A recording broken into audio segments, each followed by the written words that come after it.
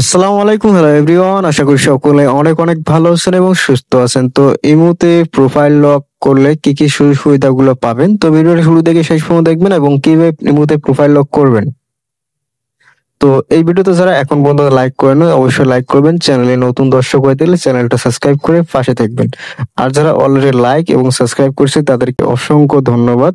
Imo প্রোফাইলে lock করার জন্য অবশ্যই আপনার ইমো যে অ্যাপসটা রয়েছে সেটা ওপেন করবেন।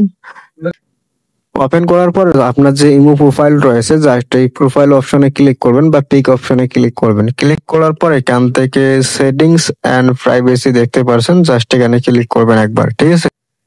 এরপর একটু স্ক্রল ডাউন করবেন, স্ক্রল ডাউন করার পর একদম নিচে চলে আসেন। নিচে আসার পর দেখতে পাচ্ছেন যে প্রোফাইল প্রাইভেসি, জাস্ট এই অপশনে ক্লিক করবেন। ক্লিক করার পর এখানে দেখতে পাচ্ছেন যে ব্লক স্ক্রিনশট অর প্রোফাইল। তো এই যে ব্লক স্ক্রিনশট আর প্রোফাইল এটা যদি অন করা থাকে তাহলে আপনার প্রোফাইলে কেউ স্ক্রিনশট নিতে পারবে না। এবং 2 নম্বর সেটিং দেখতেছেন লক প্রোফাইল, ঠিক আছে।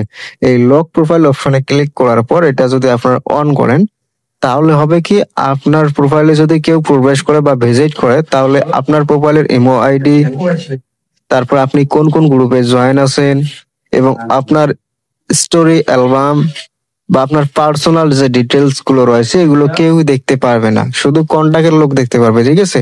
যারা আপনার ফ্রেন্ড লিস্টে রয়েছে বা কন্টাক্টে রয়েছে তারাই দেখতে পারবে। তো আশা করি বিষয়টা ক্লিয়ার হয়ে গেছে।